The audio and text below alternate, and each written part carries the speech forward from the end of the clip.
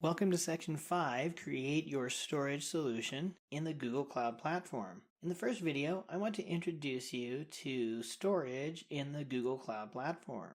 Like all features in the Google Catalog, storage is also highly available, high performance, and scalable.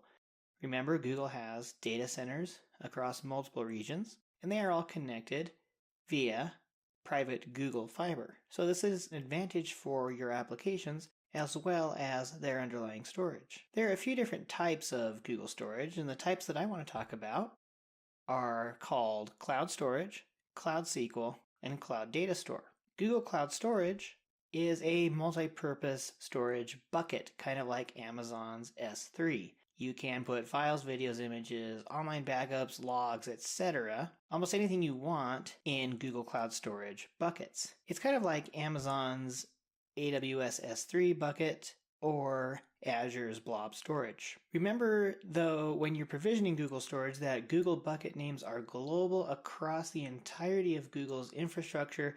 So do you see that bucket name there? That has a very unique value. Google does this so that multiple regional instances can access global storage buckets. So just keep that in mind when you're naming a storage bucket. Next up is Google Cloud SQL.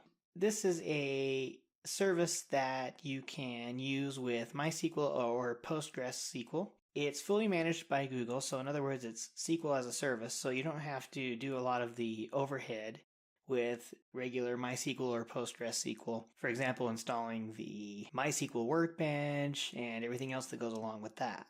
The Google Cloud SQL product is accessed by applications hosted on other Google products via the API. Here's some features of Google Cloud SQL. It automatically encrypts your data. It automatically replicates to multiple zones. You can schedule automated backups at no additional cost. And it is a fully managed service, meaning, again, you don't have to manage patches, updates, you don't have to install the MySQL Workbench, you don't have to worry about a lot of the management overhead of a regular SQL platform. The third type of storage I want to talk about is Google Cloud Datastore. This is a non-relational database.